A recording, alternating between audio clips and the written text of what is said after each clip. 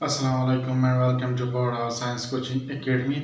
आज हम gases exchange इन lung के बारे में पढ़ेंगे कि लंग्स के अंदर गैसेस एक्सचेंज किस तरह होती है।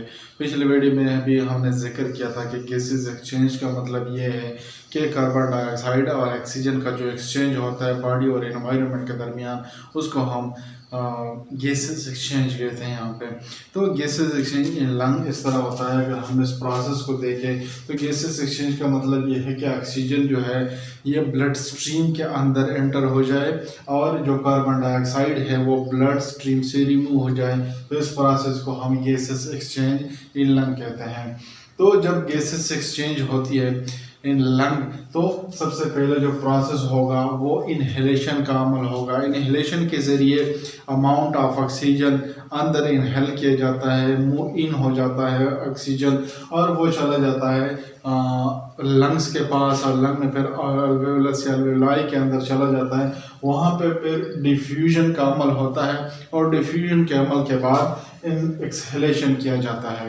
तो डिफ्यूजन जो है ये मेन स्टेप है जिसमें गैसेस एक्सचेंज किया जाता है डिफ्यूजन के ज़रिए।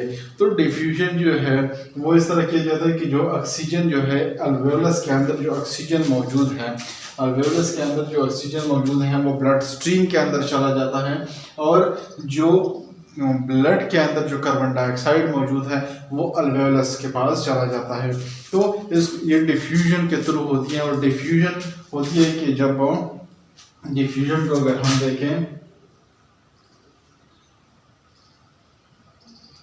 डिफ्यूजन वो अमल है जिसमें हाई कंसंट्रेशन से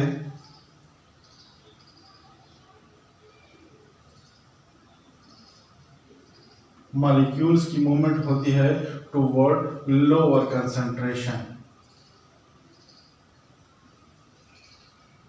जब मॉलिक्यूल्स की मूवमेंट हायर कंसंट्रेशन से या हाई कंसंट्रेशन से लोअर कंसंट्रेशन की तरफ मूवमेंट हो तो उसको हम डिफ्यूजन कहते हैं। तो यहाँ पे जब ऑक्सीजन आ जाता है इनहेलेशन के ज़रिए, जब ऑक्सीजन आ जाता है अल्वेओलस के अंदर आ जाता है, तो अल्वेओलस के अंदर ऑक्सीजन की अमाउंट ज़्यादा हो जाती है बनिस्बत जो ब्लड कैपिलरीज में जो ब्लड मौजूद है वहाँ के बनिस्बत अल्वेओलस के अंदर ऑक्सीजन की मकदार ज़्यादा होती है। तो आर्ट्रियोल्स आते हैं, इसमें डीऑक्सीजनेटेड ब्लड होता है यहाँ पे जो आता है लंग्स के पास, और यहाँ पे जो कैपिलरीज मौजूद है कैपिलरीज में डीऑक्सीजनेटेड ब्लड मौजूद है। तो अल्वेओलस के अंदर ऑक्सीजन की मकदार ज़्यादा होती है, कार्बन डाइऑक्साइड की मकदार कम होती है। लेकिन यहाँ पे जो आर्ट्रियोल्स है, यहाँ पे जो कैपिलरीज मौजूद है जो कि ब्लू कलर में मेंशन किए हुए हैं, तो ये ब्लू कलर के जो कैपिलरीज हैं यहाँ पे ऑक्सीजन की मकदार कम होती है और कार्बन डाइऑक्साइड की मकदार ज़्यादा होती है।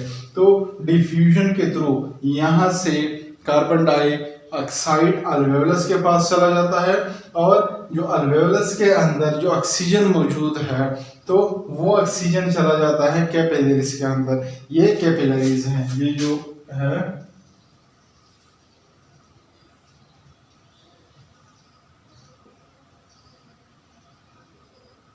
कैपिलरी। तो कैपिलरीज जो है ये अल्वेओलस को सराउंड किए हुए होते हैं। तो इन कैपिलरी से जो कार्बन डाइऑक्साइड है वो अल्वेओलस के पास चला जाता है। तो अल्वेओलस में फिर कार्बन डाइऑक्साइड की मकदार ज़्यादा हो जाती है, और जो ऑक्सीजन है जो पहले यहाँ पे ऑक्सीजन मौजूद थी वो ऑक्सीजन जो है कैपिलरीज में आ जाती है और वो फिर वेन्यूल्स के ज़रिए हार्ट तक पहुँचती है। तो जो यहाँ पे कैपिलरीज है, कैपिलरीज और अल्वेओलस के दरमियान ऑक्सीजन और कार्बन डाइऑक्साइड की एक्सचेंज होती है, गैसेस की एक्सचेंज होती है, और by the process of diffusion. तो डिफ्यूजन के प्रोसेस के पे एक्सचेंज होगी ऑक्सीजन की और कार्बन डाइऑक्साइड की।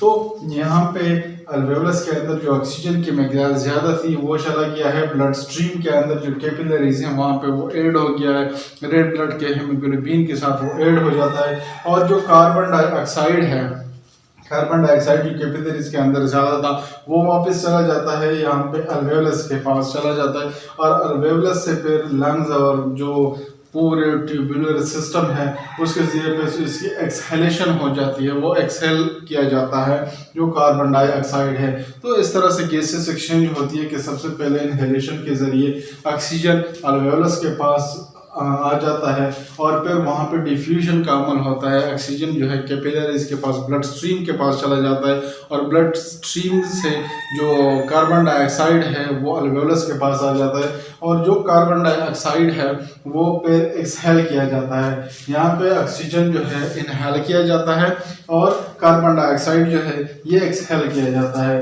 ऑक्सीजन जो है वो इनहेल करता है और कार्बन डाइऑक्साइड जो है वो एक्सहेल करता है और यहाँ पे डिफ्यूजन जो होगी वो ऑक्सीजन जो अल्वेओलस के अंदर है वो ब्लड स्ट्रीम के अंदर चला जाएगा और जो कार्बन डाइऑक्साइड है वो ब्लड स्ट्रीम से अल्वेओलस के पास आ जाएगा और फिर उसको इनहेल किया जाता है।